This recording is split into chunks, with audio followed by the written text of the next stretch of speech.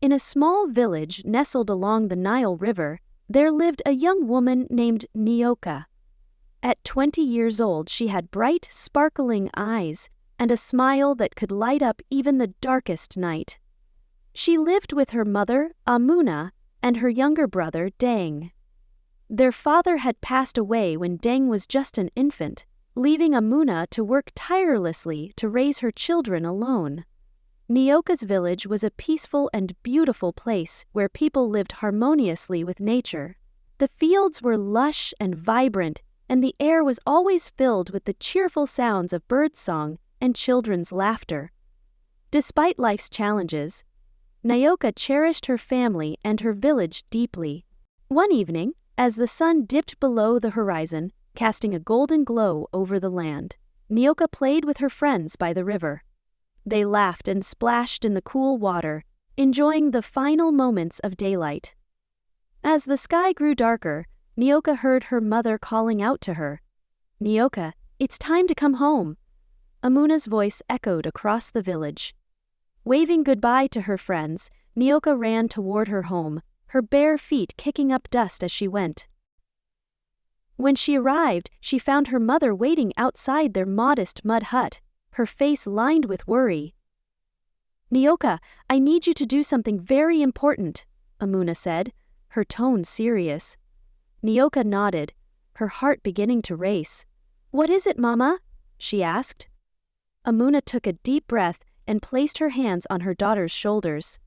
"I need you to take this basket of food to Kofi, the old man who lives at the edge of the village. He hasn't been feeling well, and I promised him some dinner. But be careful, my child. The path to his house can be dangerous at night." A chill ran down Nyoka's spine. She had heard stories about the path to Kofi's house, tales of spirits and wild animals that haunted the way. Yet, she knew she had to be brave for her mother. "I'll be careful, Mama. I promise," Nyoka said as she took the basket from Amuna's hands. Her mother pulled her into a tight hug. "Thank you, my brave girl. Now hurry, before it gets too dark." With the basket in her hands and her heart pounding, Nyoka began her journey to Kofi's home. The path was narrow and winding, bordered by tall grass and thorny bushes. As she walked, the familiar sounds of the village faded, replaced by the eerie quiet of the night. Nyoka tried to focus on her task, but she couldn't shake the sense of dread that crept over her. Stories of the path played in her mind, and every rustle in the bushes or shadow in the distance made her jump. Eventually, a flickering light appeared ahead, a beacon in the darkness. It was the glow of Kofi's lantern. Relief washed over Nyoka as she quickened her pace. When she reached his house, she knocked on the wooden door, her knuckles rapping against its surface. After a moment, the door creaked open and she found herself face to face with Kofi. He was an elderly man, his skin weathered and his hair as white as snow. Despite his age, his eyes were sharp and piercing. "Good evening, Kofi," Nyoka said, her voice trembling slightly. "My mother sent me with some food for you." Kofi's expression softened, and a warm smile spread across his face. "Thank you, Nyoka. Your mother is very kind. Please, come in." Nyoka hesitated briefly but then stepped inside. The house was small and humble, furnished with only a few pieces of old furniture. A fire crackled in the hearth, filling the room with warmth. Kofi guided her to a chair and gestured for her to sit. As Nyoka settled into the seat, something strange caught her attention. A large, heavy lock on the bedroom door. She had never seen a lock like it before, and it filled her with unease. Noticing her gaze, Kofi chuckled. "Don't worry about that, child. It's just to keep the wind from blowing the door open." Nyoka nodded, though she remained unconvinced. She handed him the basket, and Kofi began unpacking the food with gratitude. "Would you like to stay for a while?" he asked gently. "I could use some company." Nyoka hesitated. The thought of walking home alone in the dark frightened her, and Kofi seemed kind. Not wanting to appear rude, she smiled and said, "Okay, I'll stay for a little while." As Kofi busied himself with the food, Nyoka's eyes wandered around the room. It was filled with curious objects, dusty trinkets, old books, and ancient maps that seemed to whisper stories of distant places. Her curiosity mingled with a lingering sense of unease. After they had eaten, Kofi began recounting tales from his past. He spoke of far-off lands, forgotten adventures, battles fought, and treasures discovered. Nyoka listened, captivated by his vivid storytelling. Hours passed, and before she realized it, the night had grown late. Stifling a yawn, she struggled to keep her eyes open. "You should stay here for the night," Kofi said firmly, but kindly. "It's too dangerous to go back now." Nyoka's heart skipped a beat. She didn't want to stay, but knew he was right. The path would be even more perilous in the dark. "Okay," she agreed, hiding her fear. Kofi smiled and showed her to a small bed in the corner of the room. As Nyoka lay down, unease settled over her once more. The lock on the bedroom door seemed to stare at her, an ominous presence in the quiet room. She tossed and turned, unable to sleep. Strange noises filled the air, the creaking of the house, the whisper of the wind, and something else she couldn't identify. Just as she began to drift off, a sound made her blood run cold. The bedroom door creaked open. Nyoka sat up abruptly, her heart hammering in her chest. In the doorway stood Kofi, his face obscured by shadows. "What's wrong, Kofi?" she asked, her voice shaking. Kofi didn't reply. He stepped into the room, closing the door behind him with a soft click. The sound of the lock turning sent a wave of panic through Nyoka. "Kofi, what are you doing?" she cried, backing away. The old man remained silent, his eyes glinting ominously in the darkness. Nyoka's mind raced, desperate for an escape, but the door was locked, and Kofi stood between her and freedom. Her eyes darted around the room, searching for anything that might help her. Then she spotted a small window, partially obscured by a curtain. It was her only chance. Fueled by a surge of adrenaline, she leaped from the bed and rushed toward it. She tugged at the latch, but it was jammed. Panic surged as she fought to open it, while Kofi's slow, deliberate footsteps closed the distance behind her. She could feel his menacing presence like a shadow looming over her. Just as all hope seemed lost, the latch gave way, and the window flew open. Nyoka scrambled through, her heart pounding, and landed roughly on the ground outside, her hands and knees scraping against the earth. Without a second glance, she ran as fast as she could, her breath coming in ragged gasps. The night seemed to close in around her, but she didn't stop. She couldn't stop. Her mind spun with terror and confusion. What had happened to Kofi? Why had he locked her in the room? None of it made sense, and she didn't care to figure it out. All she wanted was to get home, back to the safety of her mother's embrace. After what felt like an eternity, the comforting lights of her village appeared in the distance. Tears streamed down her face as she stumbled toward them, her legs trembling with exhaustion. When she finally reached home, she burst through the door, sobbing uncontrollably. Amina and Deng rushed to her side, their faces etched with worry. "Nyoka, what happened?" Amuna asked, her voice quivering. Nyoka tried to speak, but her words were choked by tears. She clung tightly to her mother, her body shaking with fear. "It's okay, my child," Amuna whispered, holding her close. "You're safe now." As Nyoka cried in her mother's arms, the dread lingered. She didn't know what had caused Kofi's strange behavior, but one thing was clear. She would never forget that horrifying night. Days passed, but the memory of what happened haunted Nyoka. She couldn't sleep, couldn't eat, and couldn't stop replaying the events in her mind. Her mother and brother tried their best to comfort her, but the fear refused to let go. One evening, as the sun cast its final rays over the village, Amuna sat beside her daughter, her face lined with concern. "Nyoka, I need to know what happened that night. she said gently. "You haven't spoken about it and it's tearing you apart." Nyoka took a deep breath, her hands trembling.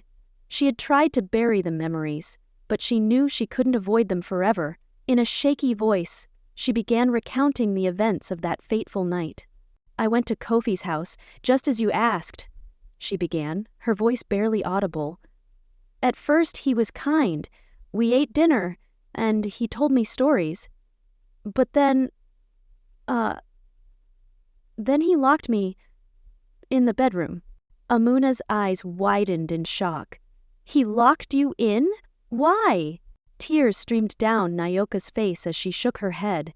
"I don't know, Mama. He didn't say anything. He just stood there, staring at me. I was so scared." Amuna pulled her daughter into a tight embrace.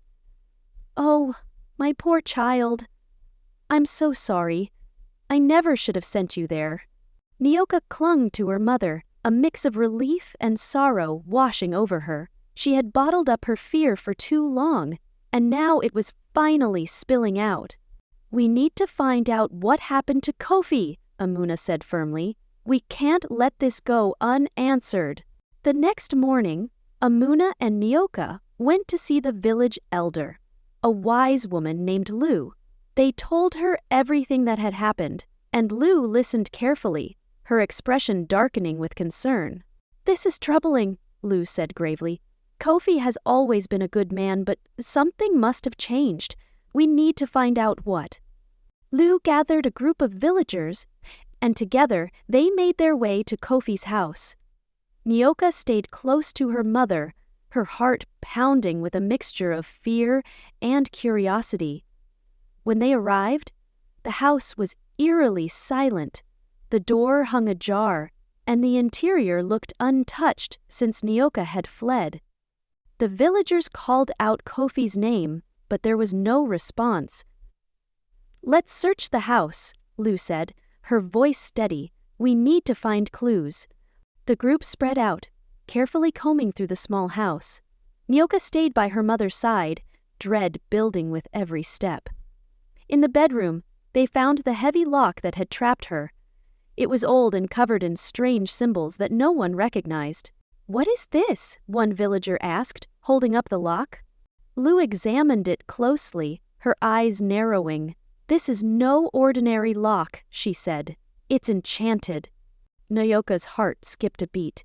"Enchanted? What does that mean?" "It means someone, possibly Kofi, used magic to bind the door," Lu explained. "But why? And where is Kofi now?" As they continued searching, they uncovered more peculiar items. An ancient book filled with cryptic writings, a pouch of herbs, and a carved wooden figure that seemed to emanate a dark energy. "We need to take these to the shaman," Lu said, gathering the items. "He may be able to tell us more." The villagers agreed and carried the strange objects to the shaman's hut at the edge of the village. The shaman, an elderly man named Yora, welcomed them with a knowing look. "I've been expecting you," Yora said, his deep voice resonating. "There's been a disturbance in the village." Lu explained what had happened, and Yora examined the items carefully. He chanted incantations and gestured over the objects, his eyes closed in concentration. "This is dark magic," Yora said finally. "Kofi must have been trying to protect something, or someone." Nyoka shivered. Protect someone? Who? Yora's gaze met hers, sadness flickering in his eyes. "I don't know, child, but whatever it is, it's powerful." The villagers exchanged uneasy glances. Dark magic was dangerous, and they had no idea what they were dealing with. "We must find Kofi," Yora said firmly. "He holds the answers." But Kofi was nowhere to be found. Days turned into weeks, and despite the villagers' efforts, it was as though the old man had vanished into thin air. Nyoka tried to return to her daily life, but the lingering fear and unease refused to leave her. It felt as though something unseen was watching her, waiting in the shadows. One night, as she lay in bed, she heard a faint whisper. At first, she dismissed it as the wind, but then she realized it was a voice calling her name. "Nyoka." Her heart pounded as she sat up in the darkness. The room was dim, but a faint glow emanated from the window. Trembling, she got out of bed and moved toward it. Outside, bathed in the moonlight, she saw a figure standing at the edge of the village. It was Kofi. As she approached, she noticed Kofi looked different. The sharp, piercing gaze he once had was gone, replaced by eyes brimming with sorrow. "Nyoka," Kofi said softly, his voice trembling. "I'm so sorry." A lump formed in her throat. "What happened, Kofi? Why did you lock me in the bedroom?" Kofi sighed heavily, his shoulders slumping in defeat. "I was trying to protect you," he said. "There's a darkness in this village, a curse that I fought to keep at bay. But I failed. The magic consumed me." Nyoka's eyes widened in disbelief. "A curse? What kind of curse?" Kofi lifted his gaze to the moon, his expression weighed down by sadness. Long ago, this village was terrorized by a powerful spirit. It brought illness and death, and the people lived in constant fear. I used my magic to trap the spirit inside a wooden figure and kept it hidden in my house. But the magic was too potent. It began to corrupt me. A shiver ran down Nyoka's spine. "The wooden figure. The one we found in your house?" Kofi nodded solemnly. "Yes. I tried to keep it locked away, but the darkness found a way to escape. I never meant to harm you, Nyoka. I was only trying to shield you from the spirit." Tears welled up in Nyoka's eyes. "What do we do now?" Taking her hand, Kofi gripped it firmly, his strength surprising. "We must destroy the figure. It's the only way to break the curse." Nyoka nodded, resolve replacing her fear. "Let's do it together." They made their way to Kofi's house. The villagers, startled by Kofi's appearance, gathered around, as Nyoka quickly explained the situation. Yora, the shaman, and Lu, the elder, agreed that the figure had to be destroyed. They began preparations for a ritual to banish the spirit permanently. As the villagers assembled around a roaring bonfire, Yora started to chant in a deep, resonant voice. The wooden figure was placed into the flames, and dark smoke began to rise from it, twisting and writhing as if alive. Nyoka's heart raced as she watched. The smoke seemed to take the shape of a face, angry and distorted. The malevolent energy radiating from it made her grip Kofi's hand tightly. But Yora's chants grew louder, and the fire burned brighter. The smoke began to dissipate, and the furious visage faded into the night. Finally, with a final, desperate wail, the spirit vanished. The villagers erupted into cheers, their voices filled with relief and joy. The curse had been broken, and their village was safe once more. Kofi smiled faintly, the weight of his guilt lifting. "Thank you, Nyoka. You have a courageous heart." Nyoka embraced the old man, a sense of peace washing over her for the first time in weeks. The darkness had been banished, and the village could finally begin to heal. In the days that followed, life in the village returned to its tranquil rhythm. The fields grew lush and vibrant, and the air was alive with birdsong and the laughter of children. Nyoka felt a deep sense of contentment, knowing the shadow that had loomed over her home was gone. Still, she would never forget the night Kofi locked her in the bedroom. It had been a night of fear and uncertainty, but it also became a testament to her courage and strength. From that experience, Nyoka learned that even in the darkest moments, hope endured. She had faced her fears and triumphed over them, and she knew she could handle whatever challenges the future held. As the sun set over the village, bathing the fields in a golden light, Nyoka smiled. Surrounded by her loved ones, she felt a profound gratitude for the bonds they shared. No matter what lay ahead, she knew they would stand together, unshaken.